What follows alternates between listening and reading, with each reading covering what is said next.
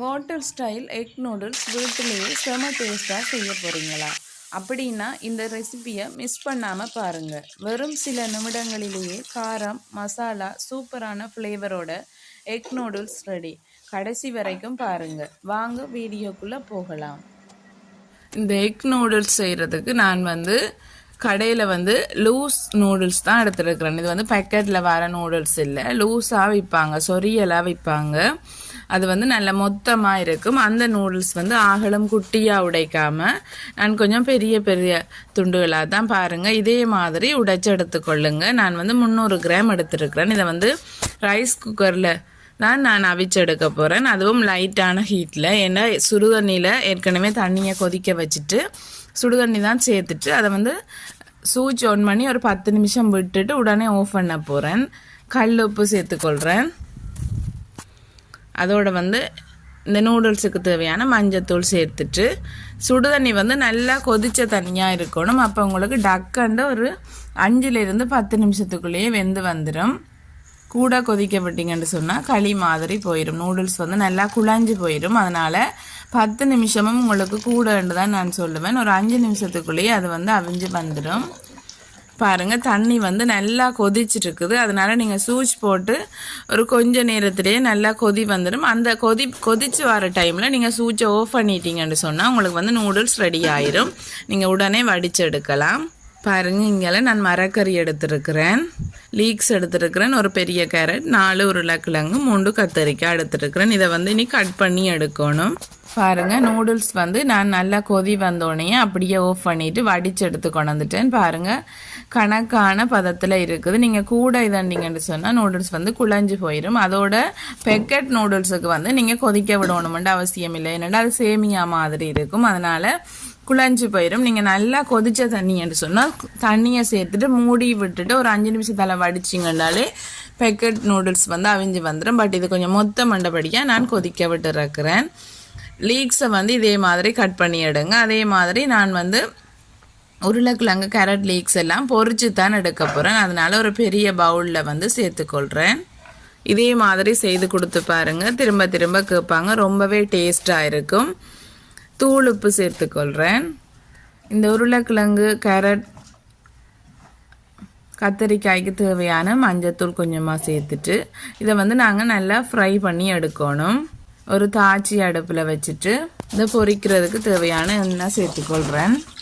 எண்ணெய் நல்லா சூடேறிட்டு இனி இந்த கத்தரிக்காய் உருளைக்கிழங்கு கேரட்டை சேர்த்து கொஞ்சம் கொஞ்சமாக சேர்த்து நல்லா பொரிய விட்டு எடுங்க. இதே மாதிரி நல்லா பொரிஞ்சு வந்ததும் ஒரு பிளேட்டுக்கு மாற்றிக்கொள்ளுங்க. ஓகே, இனி வாங்க இப்படி நூடுல்ஸ் செய்ய தாச்சியை அடுப்பில் வச்சுட்டு அடுப்பை ஒன் பண்ணிவிட்டு நல்லா குறைச்சி வச்சுக்கொள்ளுங்க.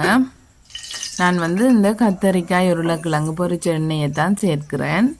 எண்ணெய் நல்லா சூடாகவே இருக்கிறபடியாக உங்களுக்கு சட்டி காஞ்சிருந்தால் டக்கண்டு கொதி வந்துடும். இதில் நான் கொஞ்சமாக ஒரு 5லிருந்து ஒரு 10 கருவேப்பிலை சேர்க்கிறேன்.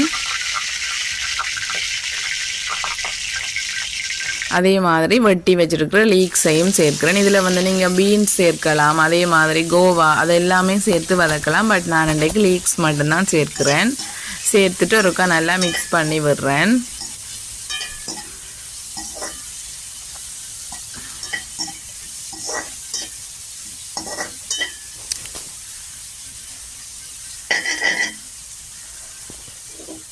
இது நல்லா வதங்கி வரணுமெண்டு இல்லை, அதனால் நார்மலாக நீங்கள் மிக்ஸ் பண்ணி விட்டுட்டு நடுவில் கொஞ்சமாக கிண்டி விட்டுட்டு 3 முட்டையை நான் சேர்த்துக்கொள்கிறேன்.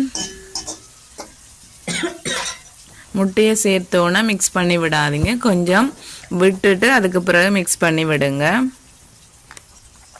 அதுக்கு மேலால் தூள் உப்பு தேவையான அளவு, மஞ்சத்தூள் தேவையான அளவு,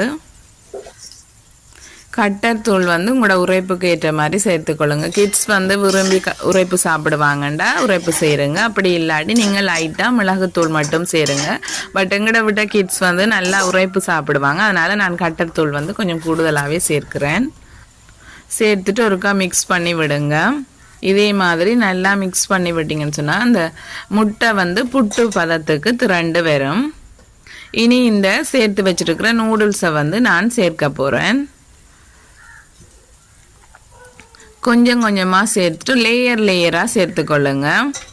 கொஞ்சமாக சேர்த்துட்டு இதில் வந்து பொரிச்சு வச்சுருக்கிற கேரட் லீக்ஸ், கேரட், உருளைக்கிழங்கு, கத்தரிக்காய் அதை சேர்த்துட்டு திருப்பி அந்த வேக வச்சுருக்க நூடுல்ஸை சேர்த்துக்கொள்ளுங்க. அதே போல் திரும்பவும் அதுக்கு மேலால் பொரிச்சு வச்சுருக்கிற உருளைக்கிழங்கு, கேரட், கத்தரிக்காய் எல்லாத்தையுமே சேர்த்துட்டு நல்லா மிக்ஸ் பண்ணி விடுங்க.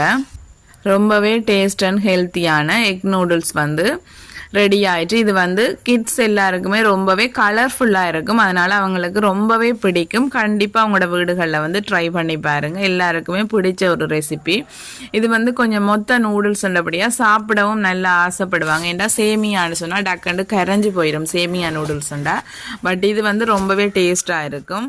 பாருங்கள், ரொம்பவே டேஸ்ட் அண்ட் ஹெல்த்தியான எக் நூடுல்ஸ் வந்து ரெடி ஆயிட்டு. கண்டிப்பாக உங்களோட வீட்லேயும் ட்ரை பண்ணி பாருங்கள். ஓகே, இந்த வீடியோ பிடிச்சிருந்தா லைக் பண்ணுங்கள், கமெண்ட் பண்ணுங்கள், ஷேர் பண்ணுங்கள். மறக்காமல் ரிச்சு கிச்சனை வந்து சப்ஸ்கிரைப் பண்ணிக்கொள்ளுங்கள். தேங்க்யூ. நெக்ஸ்ட் வீடியோவில் சந்திப்போம்.